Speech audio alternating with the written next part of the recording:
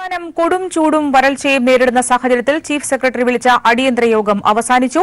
ജലക്ഷാമം നേരിടുന്ന പഞ്ചായത്തുകളിൽ കുടിവെള്ളം എത്തിക്കണം എന്ന് ജില്ലാ കളക്ടർമാർക്ക് നിർദ്ദേശം നൽകി. കൊടും ചൂടിന്റെയും വരൾച്ചയുടെയും പശ്ചാത്തലത്തിൽ 3 സമിതികൾ രൂപീകരിക്കുമെന്നും യോഗത്തിൽ തീരുമാനമായി. വിവരങ്ങളുമായി ഷീജ ചേരുന്നു.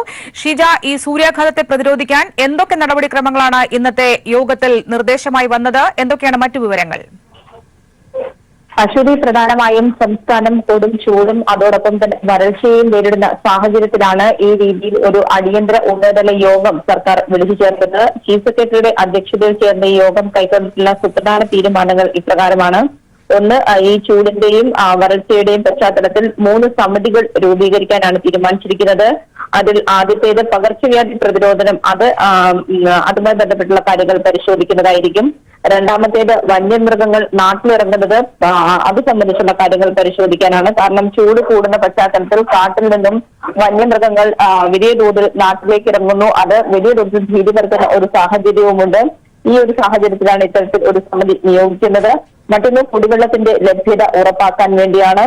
ഇത് കൃത്യമായ രീതിയിൽ നിരീക്ഷിക്കേണ്ട ഒരു ചുമതലയും അതായത് ജില്ലാ കളക്ടർമാർക്കാണ് നൽകിയിരിക്കുന്നത്. കാരണം കുടിവെള്ളം പഞ്ചായത്തുകളിൽ എത്തുന്നു എന്നത് കളക്ടർമാർ ഉറപ്പാക്കണം എന്നുള്ളൊരു നിർദ്ദേശം തന്നെയാണ് ഇന്നിപ്പോൾ ചീഫ് സെക്രട്ടറി വീഡിയോ കോൺഫറൻസിംഗിലൂടെ 14 ജില്ലയിലെയും കളക്ടർമാർക്ക് നൽകിയിരിക്കുന്നത്. ഒപ്പം തന്നെ ഇത്തരത്തിൽ വരൾച്ച പ്രതിരോധത്തിന്റെ ഒരു ഏകോപന ചുമതല, സംസ്ഥാനതല ഏകോപന ചുമതല രാവിലെ തന്നെ റവന്യൂ അഡീഷണൽ ചീഫ് സെക്രട്ടറിക്ക് നൽകിയിരുന്നു. ഈ രീതിയിൽ കൃത്യമായ രീതിയിൽ പ്രത്യേകിച്ചും സൂര്യാഘാതം ഉൾപ്പെടെ സംസ്ഥാന വ്യാപകമായി പലയിടത്തും സൂര്യാഘാതം ഏൽക്കുന്നു. ഒരു മരണമാണ് ഇപ്പോൾ ഔദ്യോഗികമായി സ്ഥിരീകരിക്കപ്പെട്ടിരിക്കുന്നത്. അത് എറണാകുളം ജില്ലയിൽ നിന്നുള്ള ഒരു കേസാണ് ഇപ്പോൾ ഔദ്യോഗികമായി സർക്കാർ പോസ്റ്റ്മോർട്ടം റിപ്പോർട്ടിലൂടെ സ്ഥിരീകരിച്ചിരിക്കുന്നത്. മറ്റുള്ളവർ ഇത്തരത്തിൽ റിപ്പോർട്ട് ചെയ്യുന്നുണ്ടെങ്കിൽ പോലും സ്ഥിരീകരിക്കപ്പെടാത്ത കേസുകളാണ്. അതുകൊണ്ട് ഈ ഒരു സാഹചര്യം കണക്കിലെടുത്തുകൊണ്ട് അതാത് ഡിഎംഒമാർക്ക് കൃത്യമായ രീതിയിൽ ആശുപത്രികൾക്ക് എന്തൊക്കെ തരത്തിലുള്ള നിർദ്ദേശങ്ങളാണ് നൽകേണ്ടത് അതെല്ലാം നൽകാൻ വേണ്ടിയുള്ള ഒരു നിർദ്ദേശവും ഏതായാലും ഇന്നത്തെ ഈ യോഗത്തിൽ നൽകിയിട്ടുണ്ട്.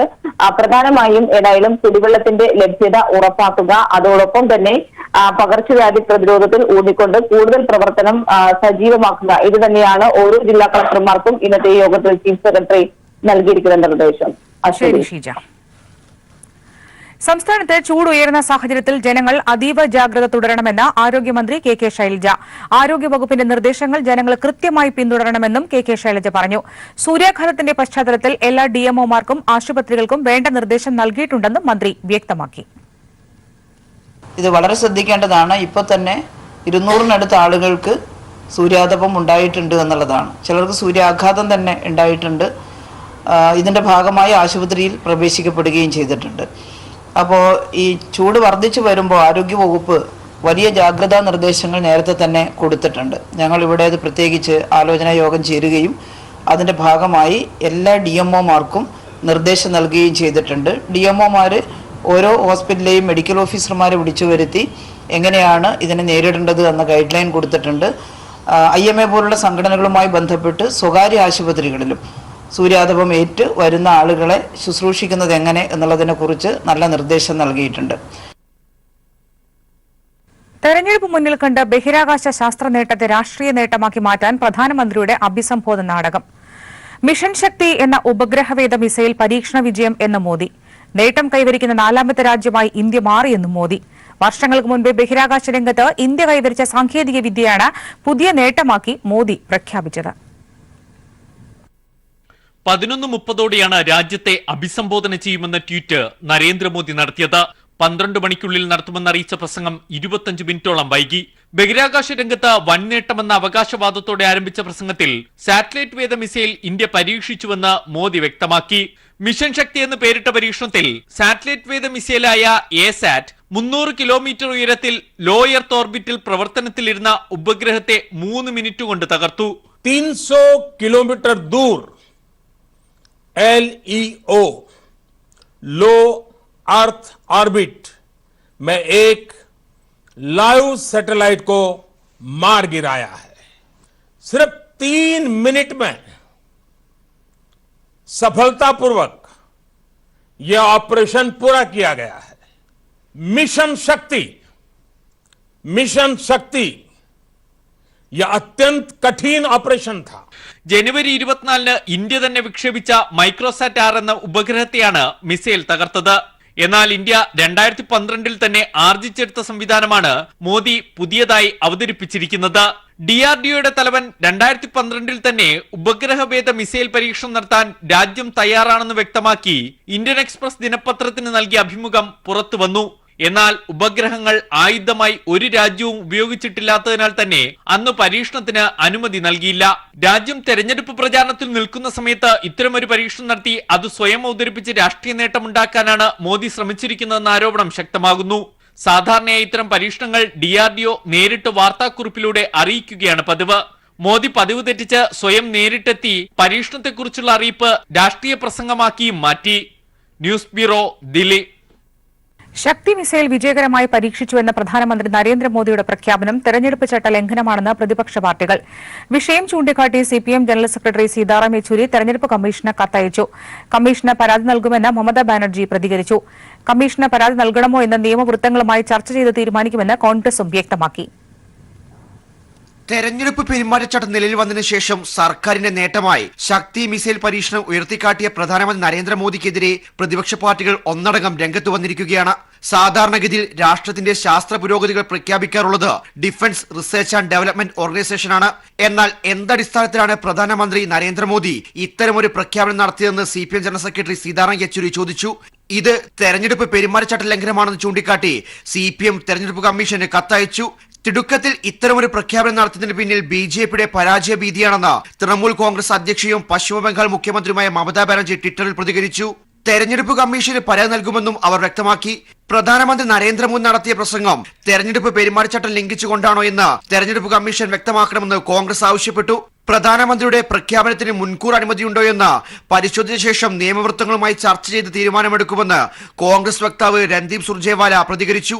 We are, ma'am, currently verifying whether a permission was taken by the Prime Minister, and after examining that, once the legal department of the party has a look at it, we will inform you and take appropriate action. തെരഞ്ഞെടുപ്പിന് തൊട്ടുമുമ്പ് ജനങ്ങളുടെ ശ്രദ്ധ തിരിക്കാനുള്ള ശ്രമമാണ് BJP നടത്തിയതെന്നുള്ള പ്രചാരണം വരും ദിവസങ്ങളിൽ പ്രതിപക്ഷം ഉയർത്തിയേക്കും.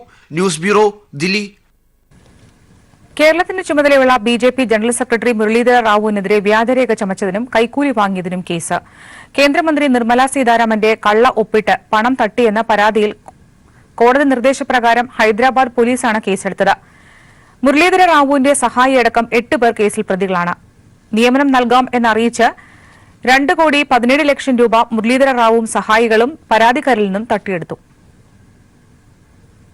നരേന്ദ്രമോദി സർക്കാർ അധികാരത്തിലെത്തിയ ആദ്യ വർഷം തന്നെ BJP നേതാക്കളുടെ നേതൃത്വത്തിൽ ആരംഭിച്ച വലിയ നിയമന തട്ടിപ്പിന്റെ വിവരങ്ങളാണ് പുറത്തുവരുന്നത്.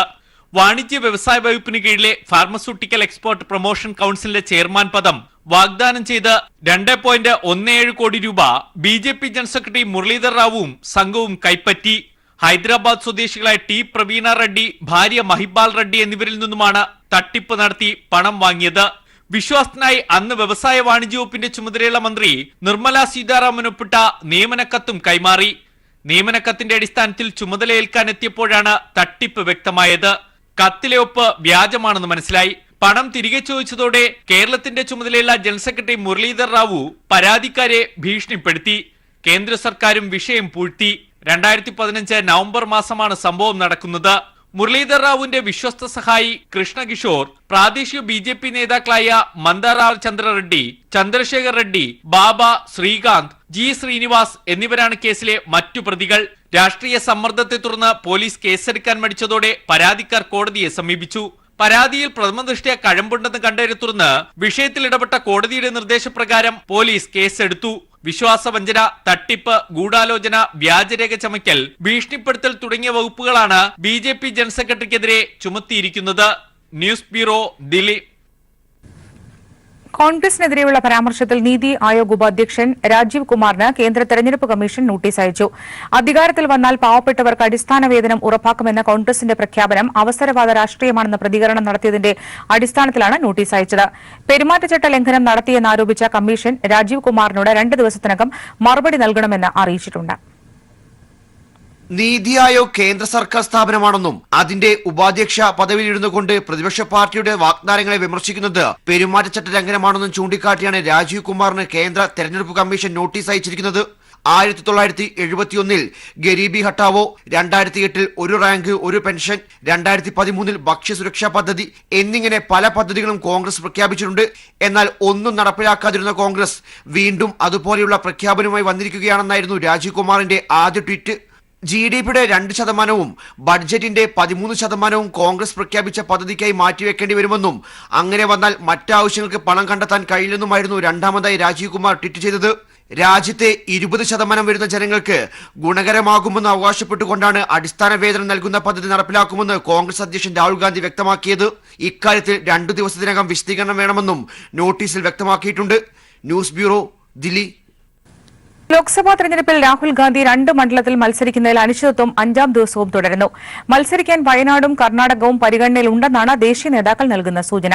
രാഹുലിനെ കർണാടകത്തിൽ മത്സരിപ്പിക്കാൻ സമ്മർദ്ദവുമായി മല്ലികാർജ്ജുന ഖാർഗെ ഉൾപ്പെടെയുള്ള നേതാക്കൾ രംഗത്തുണ്ട്.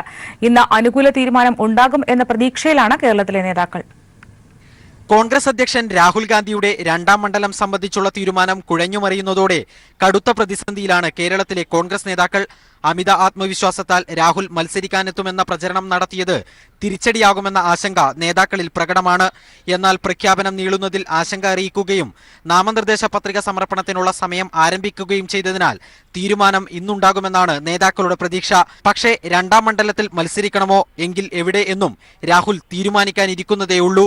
മത്സരിക്കാൻ തീരുമാനിച്ചാലാണ് വയനാടിന്റെ കാര്യം പരിഗണിക്കുക. വയനാടിനെ കൂടാതെ പാർട്ടിയുടെ സിറ്റിംഗ് സീറ്റായ കർണാടകത്തിലെ റായ്ചൂരും ചിക്കോടിയും പരിഗണനയിലുണ്ട്. BJP ശക്തി കേന്ദ്രമായ വടക്കൻ കർണാടകയിലെ ഈ മണ്ഡലങ്ങളിൽ മത്സരിച്ചാൽ സംസ്ഥാനത്താകെ ഗുണം ചെയ്യുമെന്ന് മല്ലികാർജ്ജുന ഖാർഗെ ഉൾപ്പെടെയുള്ളവർ ചൂണ്ടിക്കാട്ടുന്നു. കർണാടക നേതൃത്വത്തിന്റെ ഈ സമ്മർദ്ദവും കേരളത്തിലെ കോൺഗ്രസിനെ ആശങ്കയിലാക്കുന്നു. അതേസമയം വടകരയിലെ പ്രഖ്യാപനം വൈകുന്നത് സാങ്കേതികം മാത്രമാണെന്നും മുരളീധരന്റെ സ്ഥാനാർത്ഥിത്വം ഉടൻ പ്രഖ്യാപിക്കുമെന്നുമാണ് നേതൃത്വത്തിന്റെ വിശദീകരണം. News bureau, Delhi. രാഹുൽ ഗാന്ധിയുടെ സ്ഥാനാർത്ഥിത്വം സംബന്ധിച്ച തീരുമാനം ഇന്നുണ്ടാകുമെന്ന് പ്രതീക്ഷിക്കുന്നുവെന്ന് രമേശ് ചെന്നിത്തല. വയനാട് നിന്ന് മത്സരിക്കണം എന്ന കേരള ഘടകത്തിന്റെ ആവശ്യം രാഹുൽ ഗാന്ധി അംഗീകരിക്കും എന്ന് തന്നെയാണ് പ്രതീക്ഷിക്കുന്നതെന്നും ചെന്നിത്തല പറഞ്ഞു. കോൺഗ്രസ് അധ്യക്ഷൻ രാഹുൽ ഗാന്ധിയുടെ സ്ഥാനാർത്ഥിത്വത്തെ സംബന്ധിച്ച് ഇന്നൊരു അന്തിമ തീരുമാനം ഉണ്ടാകും എന്നുള്ള പ്രതീക്ഷയിലാണ് ഞങ്ങളെല്ലാവരും. ഞങ്ങളുടെ ആവശ്യം എന്ന് കോൺഗ്രസ് ഹൈക്കമാൻഡ് അംഗീകരിക്കും എന്ന് ഞങ്ങൾ പ്രതീക്ഷിക്കുകയാണ്.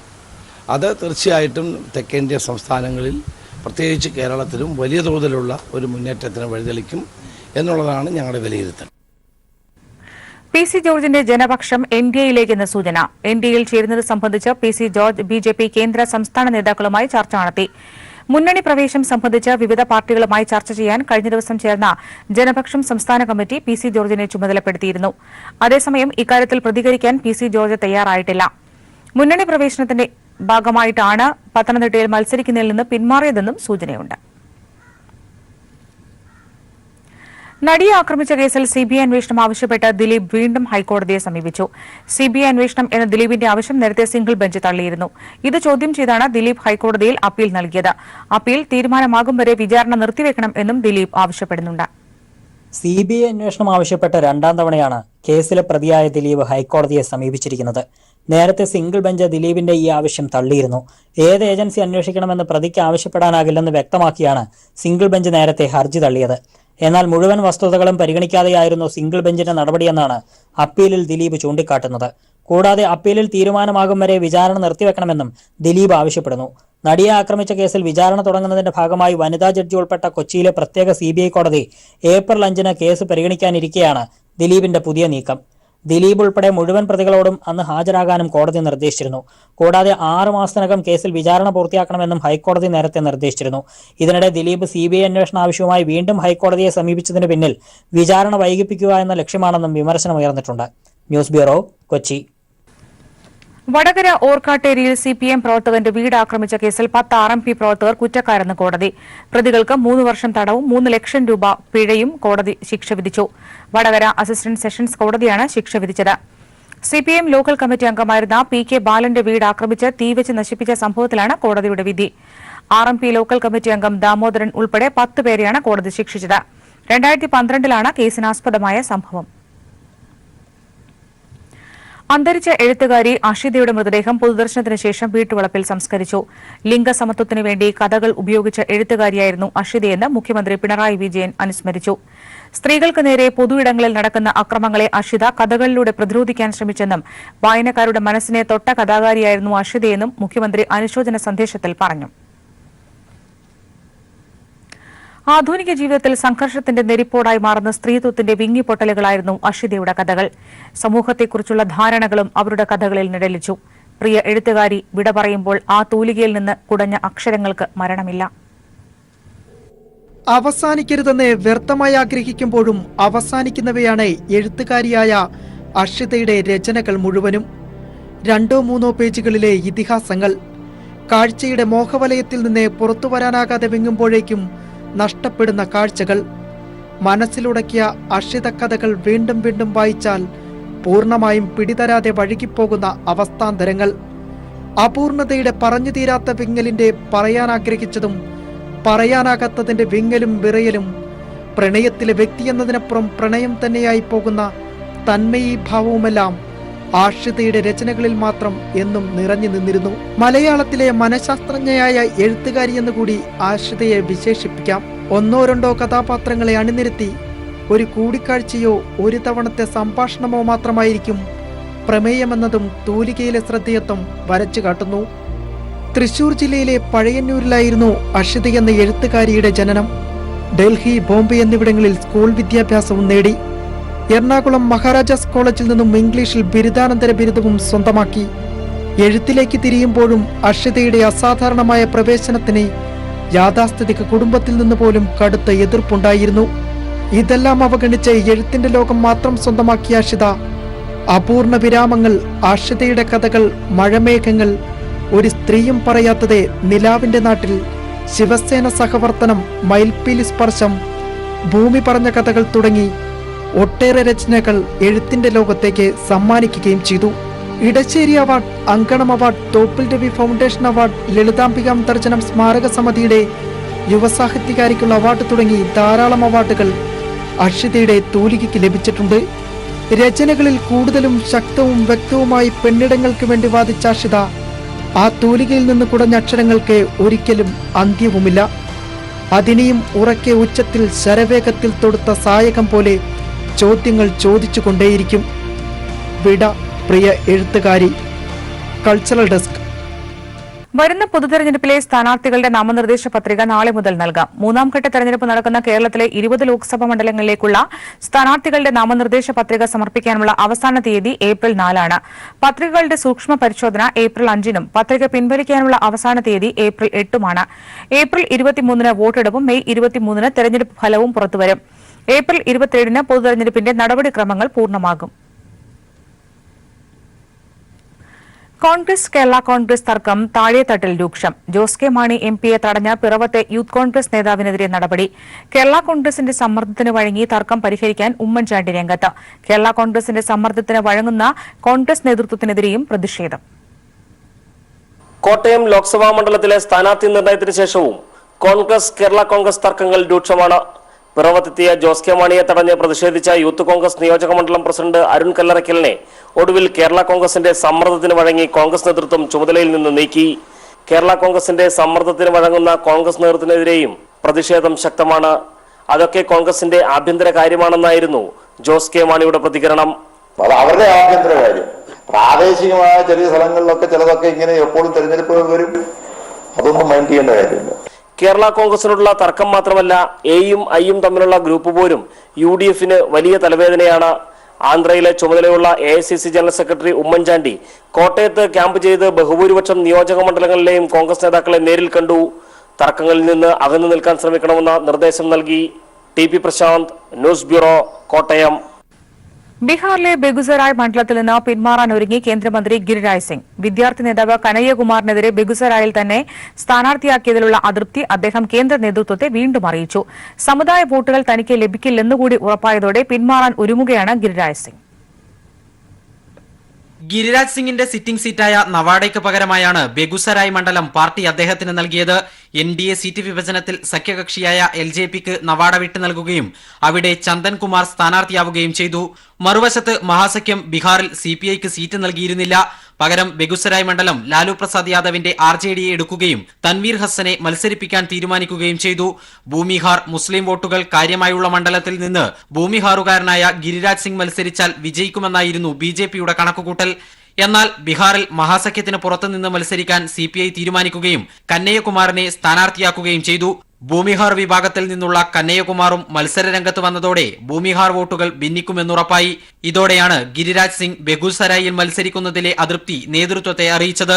തന്റെ ആത്മാഭിമാനത്തെ പാർട്ടി മുറിപ്പെടുത്തിയെന്നും ബീഹാറിൽ സിറ്റിംഗ് സീറ്റ് നഷ്ടപ്പെട്ട ഏക MP താനാണെന്നും വ്യക്തമാക്കി ഗിരിരാജ് സിംഗ് പരസ്യ പ്രസ്താവനയും നടത്തി.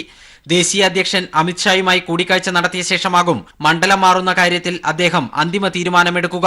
News bureau, Delhi. കൊല്ലം ലോക്സഭാ മണ്ഡലത്തിൽ ഇടതുമുന്നണി സ്ഥാനാർത്ഥി KN ബാലഗോപാൽ കുണ്ടറയിലെ കശുവണ്ടി തൊഴിലാളികളെ കണ്ട് അനുഗ്രഹം വാങ്ങി.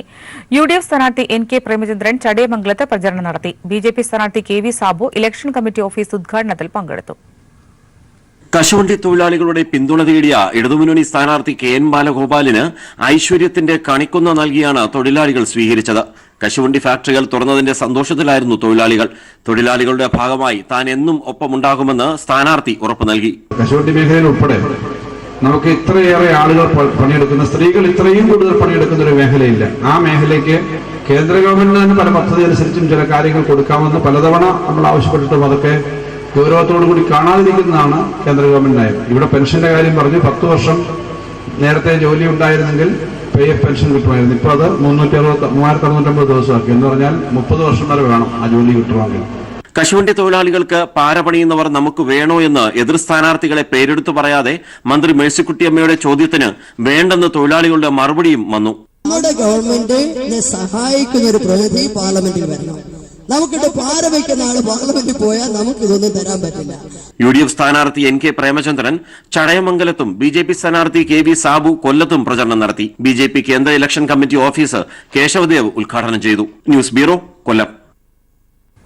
മാറ്റത്തിന് വോട്ട് തേടി പൊന്നാനിയിൽ ഇടത് പ്രചരണം കൊഴുക്കുന്നു. വികസനം പ്രധാന ചർച്ചയെന്ന് സ്ഥാനാർത്ഥി PV അൻവർ. കുടുംബയോഗങ്ങളുമായി UDF ക്യാമ്പും സജീവം. പൊന്നാനിയിൽ തെരഞ്ഞെടുപ്പ് പോര് മുറുകുന്നു. ഇടത് വലതു മുന്നണികൾ സജീവ തെരഞ്ഞെടുപ്പ് പ്രചരണത്തിലാണ്. മണ്ഡല പര്യടനവും റോഡ് ഷോയുമായി LDF സ്വതന്ത്ര സ്ഥാനാർത്ഥി PV അൻവർ പ്രചരണ രംഗത്ത് ഏറെ മുന്നിലാണിപ്പോൾ. കൃത്യമായ സ്വീകരണമാണ് അൻവറിന് മണ്ഡലത്തിലുടനീളം ലഭിക്കുന്നത്. 100% ജനങ്ങൾ ആഗ്രഹിക്കുന്നതിന്റെ ആവശ്യമുള്ള അടിസ്ഥാനപരമായ ചർച്ച വികസനം തന്നെയാണ്. പിന്നെ ഇവിടെ ഇവർ നടത്തിക്കൊണ്ടിരിക്കുന്ന ലീഗ് നടത്തിക്കൊണ്ടിരിക്കുന്ന വർഗീയതയും, ഈ രണ്ട് കാര്യമാണ് ഈ പാർലമെന്റ് മണ്ഡലത്തിലെ ചർച്ച. UDF സ്ഥാനാർത്ഥി ET മുഹമ്മദ് ബഷീർ 2ാം റൗണ്ട് പര്യടനത്തിലാണ്. കുടുംബയോഗങ്ങൾ കേന്ദ്രീകരിച്ചാണ് പ്രധാനമായും വോട്ടഭ്യർത്ഥന. ആളുകൾ വളരെ നന്നായിട്ട് പ്രതികരിക്കുന്നുണ്ട്. സ്ത്രീകൾ, യുവാക്കൾ, അതായത് ഇവിടെ ഈ ന്യൂ ജനറേഷൻ ഒക്കെ ഇത്ര മേൽ ആവേശത്തിൽ വന്നൊരു സമയം ഉണ്ടായിട്ടില്ല. അവർ പരമ്പരാഗത വോട്ട് ചെയ്യുന്നവരല്ല, അവർ പുതിയ വോട്ടേഴ്സാണ്. പക്ഷെ അവരും വളരെ ഉഷാറുള്ളതാണ്. അതുകൊണ്ട് ഞങ്ങൾക്ക് നല്ല സംതൃപ്തിയുണ്ട്. അസലായിട്ട് പോകുന്നുണ്ട് കാര്യങ്ങൾ. NDA സ്ഥാനാർത്ഥി VT രമയുടെ ആദ്യ 2 പ്രചരണവും പൊന്നാനിയിൽ പുരോഗമിക്കുന്നു. കഴിഞ്ഞ ലോക്സഭാ നിയമസഭാ തെരഞ്ഞെടുപ്പിലെ വോട്ടിംഗ് നില പരിശോധിച്ചാൽ പൊന്നാനിയിൽ UDFന്റെ ഭൂരിപക്ഷം കുത്തനെ കുറയുന്നതായി കാണാം. ഈ ട്രെൻഡ് നിലനിർത്താനായാൽ പൊന്നാനിയും തിരിച്ചുപിടിക്കാനാകുമെന്നാണ് LDFന്റെ പ്രതീക്ഷ. പൊന്നാനിയിൽ നിന്നും ക്യാമറാമാൻ ഇക്ബാൽ വട്ടക്കുളത്തിനൊപ്പം AK ലതീഷ്. പാലക്കാട് പാർലമെന്റ് മണ്ഡലത്തിൽ സജീവമായ പ്രചാരണ പ്രവർത്തനങ്ങളിലാണ് 3 മുന്നണി സ്ഥാനാർത്ഥികളും. 3ാം ഘട്ട പ്രചാരണ പ്രവർത്തനവുമായി ബൂത്ത് തല പര്യടനത്തിലാണ് ഇടതു മുന്നണി സ്ഥാനാർത്ഥി. അതേസമയം UDFും NDAയും 1ാം ഘട്ട പ്രചാരണ പ്രവർത്തനങ്ങളിലാണ്. ആദ്യഘട്ടം മുതലുള്ള മേൽക്കൈ നിലനിർത്തിക്കൊണ്ടാണ് പാലക്കാട് മണ്ഡലത്തിൽ ഇടതുമുന്നണി പ്രചാരണ പ്രവർത്തനവുമായി മുന്നോട്ട് പോകുന്നത്. ആദ്യ 2 ഘട്ടങ്ങളിൽ മണ്ഡലത്തിന്റെ വിവിധ മേഖലകളിലെത്തി വോട്ടർമാരെ നേരിട്ട് കണ്ട് വോട്ടഭ്യർത്ഥന നടത്തിയ MP രാജേഷ് 3ാം ഘട്ടമായ ബൂത്ത് തല പര്യടനത്തിലാണ് ഇപ്പോൾ ശ്രദ്ധ കേന്ദ്രീകരിച്ചിരിക്കുന്നത്. 7 നിയമസഭാ മണ്ഡലങ്ങളിലെ മുഴുവൻ ബൂത്തുകളിലുമെത്തി പരമാവധി വോട്ടർമാരെ നേരിട്ട് കണ്ട് വോട്ടുറപ്പിക്കുകയാണ് ലക്ഷ്യം. വളരെ ആവേശകരമായ, സ്നേഹനിർഭരമായിട്ടുള്ള വരവേൽപ്പാണ് ജനങ്ങളിൽ നിന്ന് കിട്ടിക്കൊണ്ടിരിക്കുന്നത്. ഈ കാലാവസ്ഥയെ, പ്രതികൂല കാലാവസ്ഥയെല്ലാം വെല്ലുന്ന തരത്തിലുള്ള ആവേശകരമായൊരു വരവേൽപ്പ് ജനങ്ങളിൽ നിന്ന് കിട്ടുന്നു. സ്ത്രീകൾ ഉൾപ്പെടെ 100 കണക്കിന് പേരാണ് ഓരോ സ്വീകരണ കേന്ദ്രങ്ങളിലും ഇടതുമുന്നണി സ്ഥാനാർത്ഥി MP രാജേഷിനെ സ്വീകരിക്കാനെത്തുന്നത്. ആദ്യഘട്ട പ്രചാരണത്തിലുള്ള UDF സ്ഥാനാർത്ഥി VK ശ്രീകണ്ഠൻ കോളേജുകളിലും വിവിധ സ്ഥാപനങ്ങളിലും എത്തി വോട്ടർമാരെ കാണുകയാണ്. അതോടൊപ്പം വിവിധ മേഖലകളിൽ പൊതുയോഗങ്ങളിലും കൺവെൻഷനുകളിലുമെല്ലാം പങ്കെടുക്കുന്നുണ്ട്. പാലക്കാട് ലോക്സഭയിൽ വലിയ ആവേശകരമായ സ്വീകരണമാണ് ഐക്യജനാധിപത്യ മുന്നണി സ്ഥാനാർത്ഥിയായ എനിക്ക് ലഭിക്കുന്നത്. ഒരുപാട് പ്രതീക്ഷയുണ്ട് ഐക്യജനാധിപത്യ മുന്നണിയിൽ. ശക്തമായ ഒരു പോരാട്ടത്തിലൂടെ പാലക്കാട് തിരിച്ചുപിടിക്കാനുള്ള ഒരുക്കത്തിലാണ് ഞങ്ങൾ. മണ്ഡലത്തിലുടനീളം നടത്തിയ റോഡ് ഷോയിലൂടെയാണ് NDA സ്ഥാനാർത്ഥി C. കൃഷ്ണകുമാർ പ്രചാരണ രംഗത്തേക്ക് കടന്നുവന്നത്. വിവിധ മേഖലകളിലെത്തി പ്രമുഖരെ നേരിട്ട് കണ്ട് വോട്ടുറപ്പിക്കുകയാണ് NDA സ്ഥാനാർത്ഥി. ഇത്തവണ പാലക്കാടിന്റെ ചരിത്രം മാറ്റിയെഴുതും. തീർച്ചയായിട്ടും നരേന്ദ്രമോദിക്ക് പിന്തുണയ്ക്കുന്ന ഒരു ജനപ്രതിനിധി എന്നുള്ളതിൽ ഇവിടുന്ന് തെരഞ്ഞെടുക്കപ്പെടാൻ കഴിയുന്നുള്ള ഉറച്ച ആത്മവിശ്വാസത്തിലാണ്. അടുത്ത ആഴ്ചയോടെ മുന്നണി സ്ഥാനാർത്ഥികളുടെ വിജയത്തിനായി ദേശീയ സംസ്ഥാന നേതാക്കൾ കൂടി മണ്ഡലത്തിലെത്തുന്നതോടെ പ്രചാരണ രംഗം കൂടുതൽ സജീവമാവും. ക്യാമറാമാൻ മഹേഷ് പാലക്കാടിനോടൊപ്പം സിജു കണ്ണൻ. UDF സ്ഥാനാർത്ഥിയായി മുൻ MP കെ സുധാകരനും LDF സ്ഥാനാർത്ഥിയായി സിറ്റിംഗ് MP PK ശ്രീമതി ടീച്ചറും കണ്ണൂരിൽ ഏറ്റുമുട്ടുമ്പോൾ ഇരുവരുടെയും പാർലമെന്റിലെ പ്രകടനവും വോട്ടർമാർക്കിടയിൽ ചർച്ചയാണ്. ലോക്സഭാ രേഖകൾ പ്രകാരം എല്ലാ കാര്യത്തിലും ശ്രീമതി ടീച്ചർ മുൻപന്തിയിൽ ഉള്ളപ്പോൾ ദേശീയ സംസ്ഥാന ശരാശരിയേക്കാളും താഴെയാണ് കെ സുധാകരന്റെ പ്രകടനം. ഇരുവരുടെയും പ്രകടനം താരതമ്യം ചെയ്തുകൊണ്ട് കണ്ണൂരിൽ നിന്നുള്ള മറ്റൊരു MP ആയ KK രാഗേഷ് ഫേസ്ബുക്കിൽ പങ്കുവച്ച കുറിപ്പ് സമൂഹമാധ്യമങ്ങളിലും സജീവ ചർച്ചയാണ്.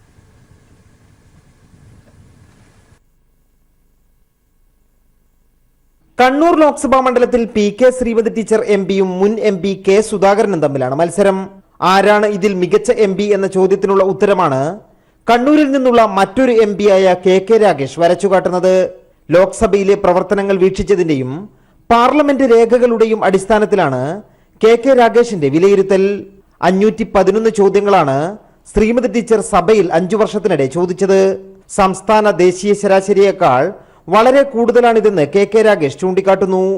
MP ആയിരുന്ന കെ സുധാകരൻ 5 വർഷം കൊണ്ട് സഭയിൽ ചോദിച്ചത് വെറും 292 ചോദ്യങ്ങൾ മാത്രം.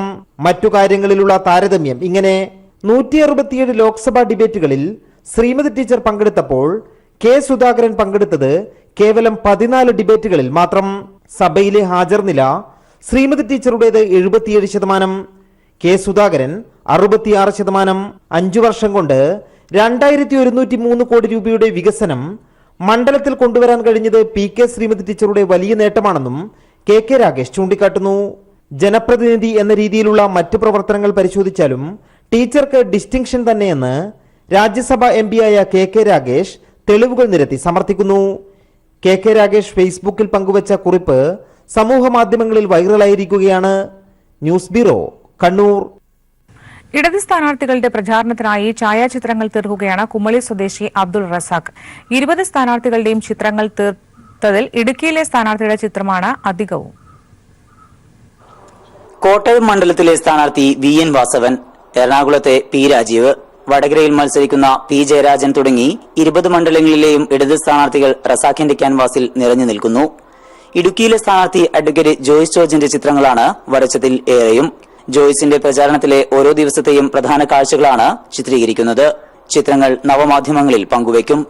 ഇത്തരത്തിലുള്ള പ്രചാരണത്തിന് മികച്ച പിന്തുണ ലഭിക്കുന്നുണ്ടെന്ന് റസാഖ് പറയുന്നു.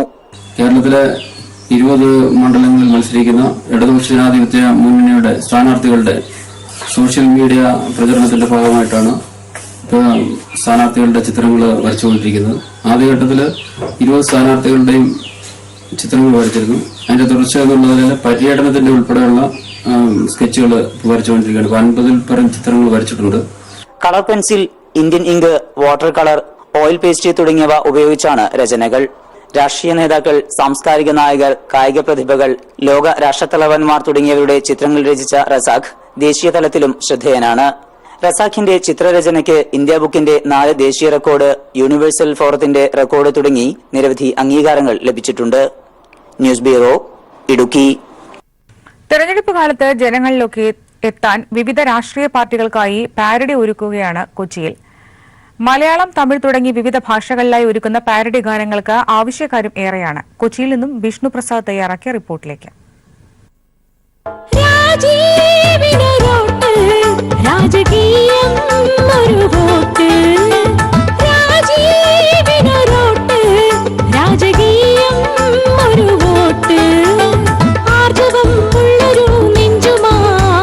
ഓരോ തെരഞ്ഞെടുപ്പ് കാലവും പാരഡി ഗാനങ്ങൾ കൊണ്ട് സമൃദ്ധമാണ്. തമിഴിലും മലയാളത്തിലുമായി ഏറെ ജനശ്രദ്ധ നേടിയ ഗാനങ്ങളാണ് പലപ്പോഴും ഇതിനായി തെരഞ്ഞെടുക്കാറുള്ളത്. പിന്നണി ഗായകർക്കും തെരഞ്ഞെടുപ്പ് കാലം ഏറെ പ്രതീക്ഷ നൽകുന്ന ഒന്നാണ്. ചലക്കുടിയിലോട്ടിനു പോകുമ്പോൾ നമ്മുടെ സാരഥി ഇന്നസെന്റ് ചേട്ടനോർക്കേണേ,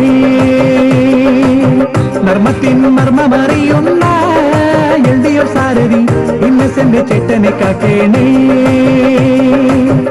1998 മുതൽ ഇലക്ഷൻ കാലത്ത് പാരഡി ഗാനങ്ങൾ തയ്യാറാക്കി നൽകുന്ന അബ്ദുൽ ഖാദർ കാക്കനാടിന്റെ കൊച്ചിയിലെ സ്റ്റുഡിയോയിലും ആവശ്യക്കാർ ഏറെയുണ്ട്. മാരി 2 എന്ന പുതിയ തമിഴ് ചിത്രത്തിലെ ഗാനത്തിന്റെ പാരഡിയാണ് ഇക്കുറി ഇലക്ഷനിൽ തരംഗമാകാൻ പോകുന്നത്. ഇതിലെ ഏറ്റവും ഹിറ്റ് എന്ന് പറഞ്ഞാൽ ഇപ്പൊ ലോകം മുഴുവൻ ഹിറ്റ് ആയിട്ടിരിക്കുന്ന പാട്ടാണ് മാരി 2ലെ റൗഡി ബേബി എന്ന് പറഞ്ഞ പാട്ട്.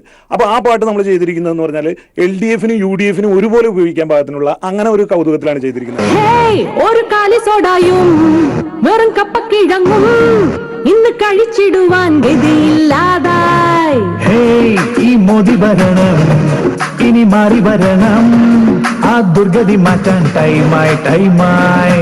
എല്ലാ മുന്നണികളും ആദ്യഘട്ട പ്രചരണങ്ങൾ പൂർത്തിയാക്കിയ സാഹചര്യത്തിൽ ഇനി പാരഡി ഗാനങ്ങൾ ഉൾപ്പെടുത്തിയുള്ള പ്രചരണമായിരിക്കും ഉണ്ടാവുക.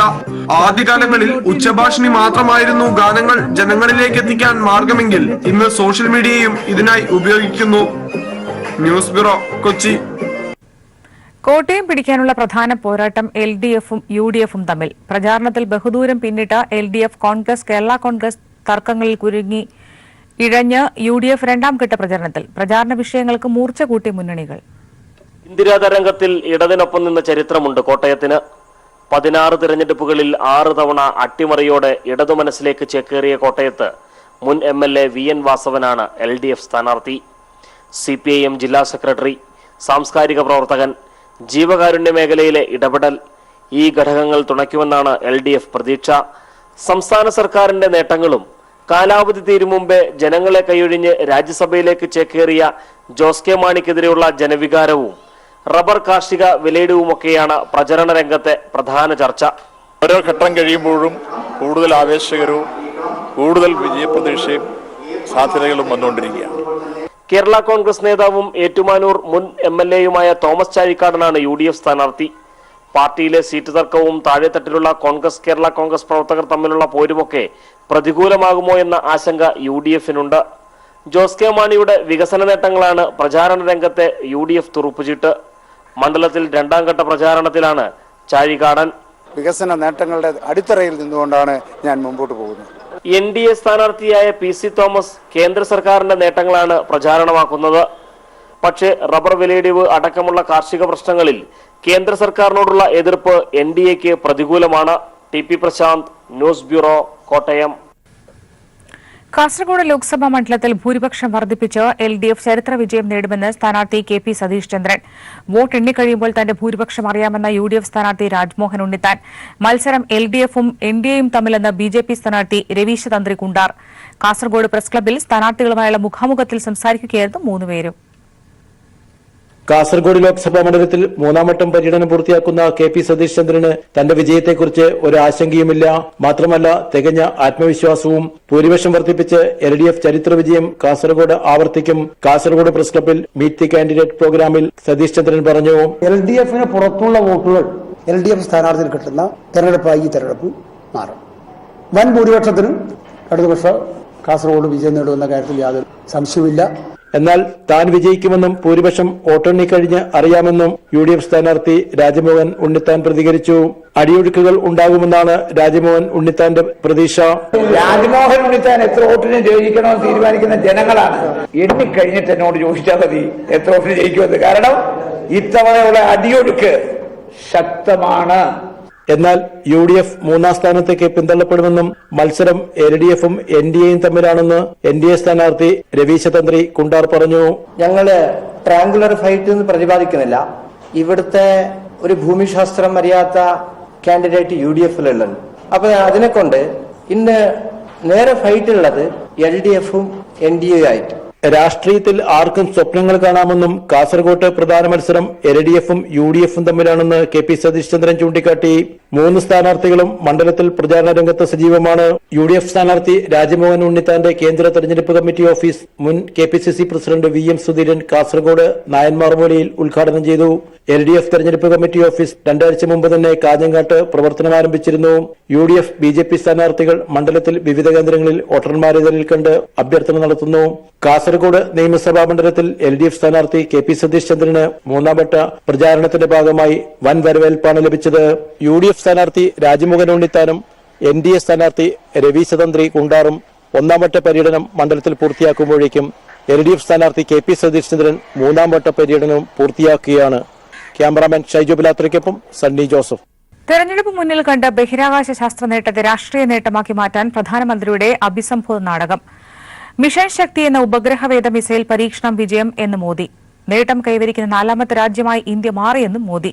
വർഷങ്ങൾക്ക് മുൻപേ ബഹിരാകാശ രംഗത്ത് ഇന്ത്യ കൈവരിച്ച സാങ്കേതിക വിദ്യയാണ് പുതിയ നേട്ടമാക്കി മോദി പ്രഖ്യാപിച്ചത്.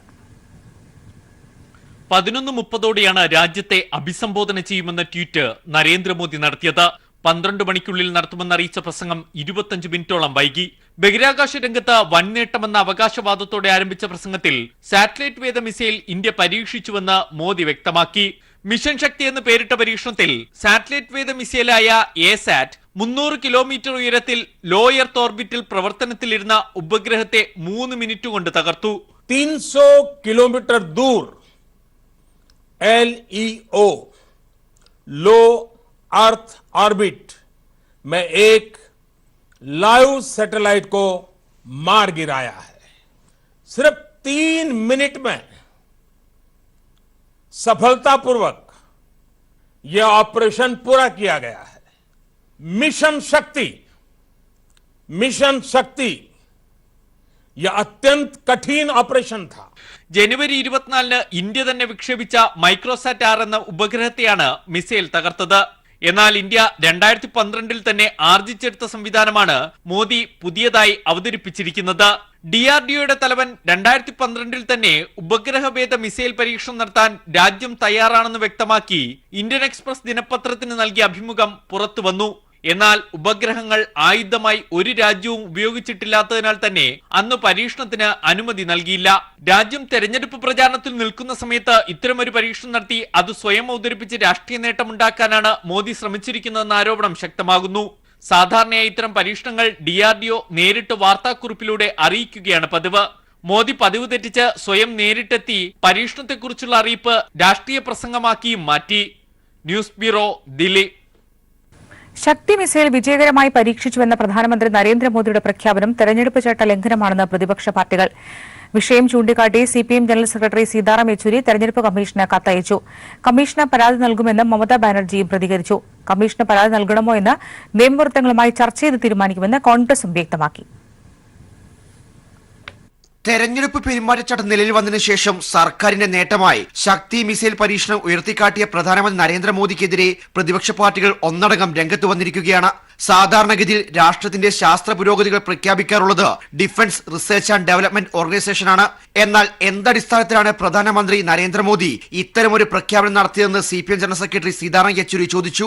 ഇത് തെരഞ്ഞെടുപ്പ് പെരുമാറ്റച്ചട്ട ലംഘനമാണെന്ന് ചൂണ്ടിക്കാട്ടി CPM തെരഞ്ഞെടുപ്പ് കമ്മീഷന് കത്തയച്ചു. തിടുക്കത്തിൽ ഇത്തരമൊരു പ്രഖ്യാപനം നടത്തിയതിന് പിന്നിൽ BJPയുടെ പരാജയ ഭീതിയാണെന്ന് തൃണമൂൽ കോൺഗ്രസ് അധ്യക്ഷയും പശ്ചിമബംഗാൾ മുഖ്യമന്ത്രിയുമായ മമതാ ബാനർജി ട്വിറ്ററിൽ പ്രതികരിച്ചു. തെരഞ്ഞെടുപ്പ് കമ്മീഷന് പരാതി നൽകുമെന്നും അവർ വ്യക്തമാക്കി. പ്രധാനമന്ത്രി നരേന്ദ്രമോദി നടത്തിയ പ്രസംഗം തെരഞ്ഞെടുപ്പ് പെരുമാറ്റച്ചട്ടം ലംഘിച്ചുകൊണ്ടാണോ എന്ന് തെരഞ്ഞെടുപ്പ് കമ്മീഷൻ വ്യക്തമാക്കണമെന്ന് കോൺഗ്രസ് ആവശ്യപ്പെട്ടു. പ്രധാനമന്ത്രിയുടെ പ്രഖ്യാപനത്തിന് മുൻകൂർ അനുമതിയുണ്ടോ എന്ന് പരിശോധിച്ച ശേഷം നിയമവൃത്തങ്ങളുമായി ചർച്ച ചെയ്ത് തീരുമാനമെടുക്കുമെന്ന് കോൺഗ്രസ് വക്താവ് രൺദീപ് സുർജേവാല പ്രതികരിച്ചു. We are, ma'am, currently verifying whether a permission was taken by the Prime Minister, and after examining that, once the legal department of the party has a look at it, we will inform you and take appropriate action. തെരഞ്ഞെടുപ്പിന് തൊട്ടുമുമ്പ് ജനങ്ങളുടെ ശ്രദ്ധ തിരിക്കാനുള്ള ശ്രമമാണ് BJP നടത്തിയതെന്നുള്ള പ്രചാരണം വരും ദിവസങ്ങളിൽ പ്രതിപക്ഷം ഉയർത്തിയേക്കും. News bureau, Delhi. കേരളത്തിന് ചുമതലയുള്ള BJP ജനറൽ സെക്രട്ടറി മുരളീധര റാവുവിനെതിരെ വ്യാജരേഖ ചമച്ചതിനും കൈക്കൂലി വാങ്ങിയതിനും കേസ്. കേന്ദ്രമന്ത്രി നിർമ്മല സീതാരാമന്റെ കള്ള ഒപ്പിട്ട് പണം തട്ടിയെന്ന പരാതിയിൽ കോടതി. നിർദ്ദേശപ്രകാരം ഹൈദരാബാദ് പോലീസാണ് കേസെടുത്തത്. മുരളീധര റാവുവിന്റെ സഹായി അടക്കം 8 പേർ കേസിൽ പ്രതികളാണ്. നിയമനം നൽകാമെന്നറിയിച്ച് 2,17,00,000 രൂപ മുരളീധര റാവുവും സഹായികളും പരാതിക്കാരിൽ നിന്നും തട്ടിയെടുത്തു. നരേന്ദ്രമോദി സർക്കാർ അധികാരത്തിലെത്തിയ ആദ്യ വർഷം തന്നെ BJP നേതാക്കളുടെ നേതൃത്വത്തിൽ ആരംഭിച്ച വലിയ നിയമന തട്ടിപ്പിന്റെ വിവരങ്ങളാണ് പുറത്തുവരുന്നത്. വാണിജ്യ വ്യവസായ വകുപ്പിന് കീഴിലെ ഫാർമസ്യൂട്ടിക്കൽ എക്സ്പോർട്ട് പ്രൊമോഷൻ കൌൺസിലിന്റെ ചെയർമാൻ പദം വാഗ്ദാനം ചെയ്ത് 2.17 കോടി രൂപ BJP ജനറൽ സെക്രട്ടറി മുരളീധർ റാവുവും സംഘവും കൈപ്പറ്റി. ഹൈദരാബാദ് സ്വദേശികളായ ടി പ്രവീണ റെഡ്ഡി, ഭാര്യ മഹിബാൽ റെഡ്ഡി എന്നിവരിൽ നിന്നുമാണ് തട്ടിപ്പ് നടത്തി പണം വാങ്ങിയത്. വിശ്വാസത്തിനായി അന്ന് വ്യവസായ വാണിജ്യ വകുപ്പിന്റെ ചുമതലയുള്ള മന്ത്രി നിർമ്മല സീതാരാമൻ ഒപ്പിട്ട നിയമനക്കത്തും കൈമാറി. നിയമനക്കത്തിന്റെ അടിസ്ഥാനത്തിൽ ചുമതലയേൽക്കാൻ എത്തിയപ്പോഴാണ് തട്ടിപ്പ് വ്യക്തമായത്. കത്തിലെ ഒപ്പ് വ്യാജമാണെന്ന് മനസ്സിലായി. പണം തിരികെ ചോദിച്ചതോടെ കേരളത്തിന്റെ ചുമതലയുള്ള ജനറൽ സെക്രട്ടറി മുരളീധർ റാവു പരാതിക്കാരെ ഭീഷണിപ്പെടുത്തി. കേന്ദ്ര സർക്കാരും വിഷയം പൂഴ്ത്തി. 2015 നവംബർ മാസമാണ് സംഭവം നടക്കുന്നത്. മുരളീധർ റാവുവിന്റെ വിശ്വസ്ത സഹായി കൃഷ്ണകിഷോർ, പ്രാദേശിക BJP നേതാക്കളായ മന്ദാരാമചന്ദ്ര റെഡ്ഡി, ചന്ദ്രശേഖർ റെഡ്ഡി, ബാബ, ശ്രീകാന്ത്, G ശ്രീനിവാസ് എന്നിവരാണ് കേസിലെ മറ്റു പ്രതികൾ. രാഷ്ട്രീയ സമ്മർദ്ദത്തെ തുടർന്ന് പോലീസ് കേസെടുക്കാൻ മടിച്ചതോടെ പരാതിക്കാർ കോടതിയെ സമീപിച്ചു. പരാതിയിൽ പ്രഥമദൃഷ്ട്യാ കഴമ്പുണ്ടെന്ന് കണ്ടതിനെ തുടർന്ന് വിഷയത്തിൽ ഇടപെട്ട കോടതിയുടെ നിർദ്ദേശപ്രകാരം പോലീസ് കേസെടുത്തു. വിശ്വാസവഞ്ചന, തട്ടിപ്പ്, ഗൂഢാലോചന, വ്യാജരേഖ ചമയ്ക്കൽ, ഭീഷണിപ്പെടുത്തൽ തുടങ്ങിയ വകുപ്പുകളാണ് BJP ജനറൽ സെക്രട്ടറിക്കെതിരെ ചുമത്തിയിരിക്കുന്നത്. News bureau, Delhi. കോൺഗ്രസിനെതിരെയുള്ള പരാമർശത്തിൽ നീതി ആയോഗ് ഉപാധ്യക്ഷൻ രാജീവ് കുമാറിന് കേന്ദ്ര തെരഞ്ഞെടുപ്പ് കമ്മീഷൻ നോട്ടീസ് അയച്ചു. അധികാരത്തിൽ വന്നാൽ പാവപ്പെട്ടവർക്ക് അടിസ്ഥാന വേതനം ഉറപ്പാക്കും എന്ന കോൺഗ്രസിന്റെ പ്രഖ്യാപനം അവസരവാദ രാഷ്ട്രീയമാണെന്ന പ്രതികരണം നടത്തിയതിന്റെ അടിസ്ഥാനത്തിലാണ് നോട്ടീസ് അയച്ചത്. പെരുമാറ്റച്ചട്ട ലംഘനം നടത്തി എന്നാരോപിച്ച കമ്മീഷൻ രാജീവ് കുമാറിനോട് 2 ദിവസത്തിനകം മറുപടി നൽകണം എന്ന് അറിയിച്ചിട്ടുണ്ട്. നീതി ആയോഗ് കേന്ദ്ര സർക്കാർ സ്ഥാപനമാണെന്നും അതിന്റെ ഉപാധ്യക്ഷ പദവിയിലിരുന്നു കൊണ്ട് പ്രതിപക്ഷ പാർട്ടിയുടെ വാഗ്ദാനങ്ങളെ വിമർശിക്കുന്നത് പെരുമാറ്റച്ചട്ട ലംഘനമാണെന്നും ചൂണ്ടിക്കാട്ടിയാണ് രാജീവ് കുമാറിന് കേന്ദ്ര തെരഞ്ഞെടുപ്പ് കമ്മീഷൻ നോട്ടീസ് അയച്ചിരിക്കുന്നത്. 1971 ഗരീബി ഹട്ടാവോ, 2008 ഒരു റാങ്ക് ഒരു പെൻഷൻ, 2013 ഭക്ഷ്യസുരക്ഷാ പദ്ധതി എന്നിങ്ങനെ പല പദ്ധതികളും കോൺഗ്രസ് പ്രഖ്യാപിച്ചിട്ടുണ്ട്. എന്നാൽ ഒന്നും നടപ്പിലാക്കാതിരുന്ന കോൺഗ്രസ് വീണ്ടും അതുപോലെയുള്ള പ്രഖ്യാപനവുമായി വന്നിരിക്കുകയാണെന്നായിരുന്നു രാജീവ് കുമാറിന്റെ ആദ്യ ട്വീറ്റ്. GDP-യുടെ 2% ബഡ്ജറ്റിന്റെ 13% കോൺഗ്രസ് പ്രഖ്യാപിച്ച പദ്ധതിക്കായി മാറ്റിവെക്കേണ്ടി വരുമെന്നും അങ്ങനെ വന്നാൽ മറ്റാവശ്യങ്ങൾക്ക് പണം കണ്ടെത്താൻ കഴിയില്ലെന്നുമായിരുന്നു രണ്ടാമതായി രാജീവ് കുമാർ ട്വീറ്റ് ചെയ്തത്. രാജ്യത്തെ 20% വരുന്ന ജനങ്ങൾക്ക് ഗുണകരമാകുമെന്ന് അവകാശപ്പെട്ടുകൊണ്ടാണ് അടിസ്ഥാന വേതനം നൽകുന്ന പദ്ധതി നടപ്പിലാക്കുമെന്ന് കോൺഗ്രസ് അധ്യക്ഷൻ രാഹുൽ ഗാന്ധി വ്യക്തമാക്കിയത്. ഇക്കാര്യത്തിൽ 2 ദിവസത്തിനകം വിശദീകരണം വേണമെന്നും നോട്ടീസിൽ വ്യക്തമാക്കിയിട്ടുണ്ട്. News bureau, Delhi. ലോക്സഭാ തെരഞ്ഞെടുപ്പിൽ രാഹുൽ ഗാന്ധി 2 മണ്ഡലത്തിൽ മത്സരിക്കുന്നതിൽ അനിശ്ചിതത്വം 5ാം ദിവസവും തുടരുകയാണ്. മത്സരിക്കാൻ വയനാടും കർണാടകവും പരിഗണനയിലുണ്ടെന്നാണ് ദേശീയ നേതാക്കൾ നൽകുന്ന സൂചന. രാഹുലിനെ കർണാടകത്തിൽ മത്സരിപ്പിക്കാൻ സമ്മർദ്ദവുമായി മല്ലികാർജ്ജുന ഖാർഗെ ഉൾപ്പെടെയുള്ള നേതാക്കൾ രംഗത്തുണ്ട്. ഇന്ന് അനുകൂല തീരുമാനം ഉണ്ടാകും എന്ന പ്രതീക്ഷയിലാണ് കേരളത്തിലെ നേതാക്കൾ. കോൺഗ്രസ് അധ്യക്ഷൻ രാഹുൽ ഗാന്ധിയുടെ 2ാം മണ്ഡലം സംബന്ധിച്ചുള്ള തീരുമാനം കുഴഞ്ഞുമറിയുന്നതോടെ കടുത്ത പ്രതിസന്ധിയിലാണ് കേരളത്തിലെ കോൺഗ്രസ് നേതാക്കൾ. അമിത ആത്മവിശ്വാസത്താൽ രാഹുൽ മത്സരിക്കാനെത്തുമെന്ന പ്രചരണം നടത്തിയത് തിരിച്ചടിയാകുമെന്ന ആശങ്ക നേതാക്കളിൽ പ്രകടമാണ്.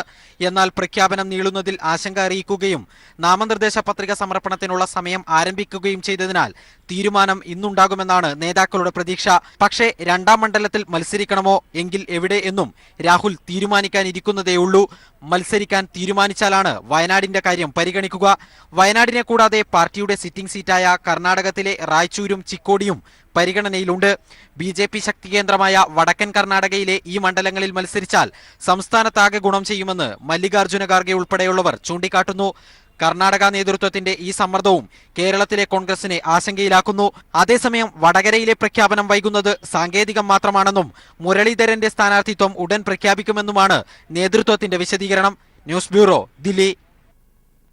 രാഹുൽ ഗാന്ധിയുടെ സ്ഥാനാർത്ഥിത്വം സംബന്ധിച്ച തീരുമാനം ഇന്നുണ്ടാകുമെന്ന് പ്രതീക്ഷിക്കുന്നതായി രമേശ് ചെന്നിത്തല. വയനാട് നിന്ന് മത്സരിക്കണം എന്ന കേരള ഘടകത്തിന്റെ ആവശ്യം രാഹുൽ ഗാന്ധി അംഗീകരിക്കുമെന്ന് തന്നെയാണ് പ്രതീക്ഷിക്കുന്നതെന്നും ചെന്നിത്തല പറഞ്ഞു. കോൺഗ്രസ് അധ്യക്ഷൻ രാഹുൽ ഗാന്ധിയുടെ സ്ഥാനാർത്ഥിത്വത്തെ സംബന്ധിച്ച് ഇന്നൊരു അന്തിമ തീരുമാനം ഉണ്ടാകും എന്നുള്ള പ്രതീക്ഷയിലാണ് ഞങ്ങളെല്ലാവരും. ഞങ്ങളുടെ ആവശ്യം എന്ന് കോൺഗ്രസ് ഹൈക്കമാൻഡ് അംഗീകരിക്കും എന്ന് ഞങ്ങൾ പ്രതീക്ഷിക്കുകയാണ്. അത് തീർച്ചയായിട്ടും തെക്കേന്ത്യ സംസ്ഥാനങ്ങളിൽ പ്രത്യേകിച്ച് കേരളത്തിലും വലിയ തോതിലുള്ള ഒരു മുന്നേറ്റത്തിന് വഴിതെളിക്കും എന്നുള്ളതാണ് ഞങ്ങളുടെ വിലയിരുത്തൽ. തൃശൂരിൽ PDJ സ്ഥാനാർത്ഥിയായി തുഷാർ മത്സരിക്കും. വയനാട്ടിൽ പൈലി വാദ്യയായിട്ട് മത്സരിക്കും. വയനാട്ടിൽ രാഹുൽ വന്നാൽ മാറ്റം ഉണ്ടാകുമെന്ന് തുഷാർ. നിലവിൽ വയനാട്ടിലെ സീറ്റ് BJP ആവശ്യപ്പെട്ടിട്ടില്ല. അച്ഛന്റെ അനുഗ്രഹത്തോടെയാണ് മത്സരിക്കുന്നതെന്നും തുഷാർ വെള്ളാപ്പള്ളി.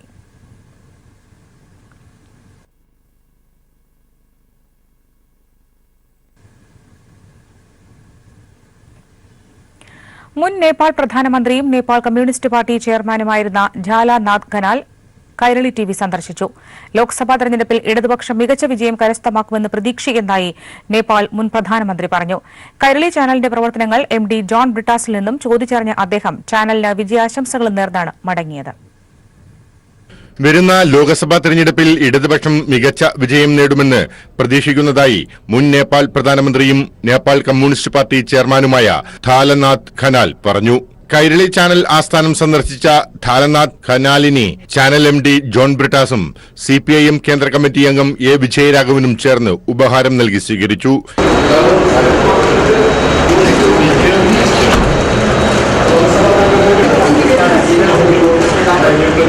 കേരളവും നേപ്പാളും തമ്മിൽ സംസ്കാരത്തിലും രാഷ്ട്രീയത്തിലും സമാനതകളുണ്ടെന്ന് പറഞ്ഞ അദ്ദേഹം ആഗോളതലത്തിൽ ഏകപ്രതീക്ഷ ഇടതുപാർട്ടികളാണെന്നും അതുകൊണ്ട് തന്നെ ഇടതുപക്ഷം ശക്തിയാർജിക്കേണ്ടതുണ്ടെന്നും പറഞ്ഞു. കൈരളി ചാനലിന്റെ പ്രവർത്തനങ്ങൾ MD ജോൺ ബ്രിട്ടാസിൽ നിന്നും ചോദിച്ചു മനസ്സിലാക്കിയ അദ്ദേഹം ചാനലിന് വിജയാശംസകളും നേർന്നു.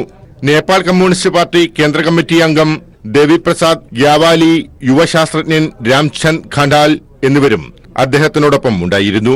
ഇത് രണ്ടാം തവണയാണ് ഇദ്ദേഹം കേരളം സന്ദർശിക്കുന്നത്. News bureau, Thiruvananthapuram. PC ജോർജിന്റെ ജനപക്ഷം NDAയിലേക്കെന്ന് സൂചന. NDAയിൽ ചേരുന്നത് സംബന്ധിച്ച് PC ജോർജ് BJP കേന്ദ്ര സംസ്ഥാന നേതാക്കളുമായി ചർച്ച നടത്തി. മുന്നണി പ്രവേശനം സംബന്ധിച്ച് വിവിധ പാർട്ടികളുമായി ചർച്ച ചെയ്യാൻ കഴിഞ്ഞ ദിവസം ചേർന്ന ജനപക്ഷം സംസ്ഥാന കമ്മിറ്റി PC ജോർജിനെ ചുമതലപ്പെടുത്തിയിരുന്നു. അതേസമയം ഇക്കാര്യത്തിൽ പ്രതികരിക്കാൻ PC ജോർജ് തയ്യാറായിട്ടില്ല. മുന്നണി പ്രവേശനത്തിന്റെ ഭാഗമായിട്ടാണ് പത്തനംതിട്ടയിൽ മത്സരിക്കുന്നതിൽ നിന്ന് പിന്മാറിയതെന്നും സൂചനയുണ്ട്. നടിയെ ആക്രമിച്ച കേസിൽ CBI അന്വേഷണം ആവശ്യപ്പെട്ട് ദിലീപ് വീണ്ടും ഹൈക്കോടതിയെ സമീപിച്ചു. CBI അന്വേഷണം എന്ന ദിലീപിന്റെ ആവശ്യം നേരത്തെ സിംഗിൾ ബെഞ്ച് തള്ളിയിരുന്നു. ഇത് ചോദ്യം ചെയ്താണ് ദിലീപ് ഹൈക്കോടതിയിൽ അപ്പീൽ നൽകിയത്. അപ്പീലിൽ തീരുമാനമാകും വരെ വിചാരണ നിർത്തിവെക്കണം എന്നും ദിലീപ് ആവശ്യപ്പെടുന്നുണ്ട്. CBI അന്വേഷണം ആവശ്യപ്പെട്ട് രണ്ടാം തവണയാണ് കേസിലെ പ്രതിയായ ദിലീപ് ഹൈക്കോടതിയെ സമീപിച്ചിരിക്കുന്നത്. നേരത്തെ സിംഗിൾ ബെഞ്ച് ദിലീപിന്റെ ഈ ആവശ്യം തള്ളിയിരുന്നു. ഏത് ഏജൻസി അന്വേഷിക്കണമെന്ന് പ്രതിക്ക് ആവശ്യപ്പെടാനാകില്ലെന്ന് വ്യക്തമാക്കിയാണ് സിംഗിൾ ബെഞ്ച് നേരത്തെ ഹർജി തള്ളിയത്. എന്നാൽ മുഴുവൻ വസ്തുതകളും പരിഗണിക്കാതെയായിരുന്നു സിംഗിൾ ബെഞ്ചിന്റെ നടപടിയെന്നാണ് അപ്പീലിൽ ദിലീപ് ചൂണ്ടിക്കാട്ടുന്നത്. കൂടാതെ അപ്പീലിൽ തീരുമാനമാകും വരെ വിചാരണ നിർത്തിവെക്കണമെന്നും ദിലീപ് ആവശ്യപ്പെടുന്നു. നടിയെ ആക്രമിച്ച കേസിൽ വിചാരണ തുടങ്ങുന്നതിന്റെ ഭാഗമായി വനിതാ ജഡ്ജി ഉൾപ്പെട്ട കൊച്ചിയിലെ പ്രത്യേക CBI കോടതി ഏപ്രിൽ 5 കേസ് പരിഗണിക്കാനിരിക്കെയാണ് ദിലീപിന്റെ പുതിയ നീക്കം. ദിലീപ് ഉൾപ്പെടെ മുഴുവൻ പ്രതികളോടും അന്ന് ഹാജരാകാനും കോടതി നിർദ്ദേശിച്ചിരുന്നു. കൂടാതെ 6 മാസത്തിനകം കേസിൽ വിചാരണ പൂർത്തിയാക്കണമെന്നും ഹൈക്കോടതി നേരത്തെ നിർദ്ദേശിച്ചിരുന്നു. ഇതിനിടെ ദിലീപ് CBI അന്വേഷണ ആവശ്യവുമായി വീണ്ടും ഹൈക്കോടതിയെ സമീപിച്ചതിന് പിന്നിൽ വിചാരണ വൈകിപ്പിക്കുക എന്ന ലക്ഷ്യമാണെന്നും വിമർശനമുയർന്നിട്ടുണ്ട്. News bureau, Kochi.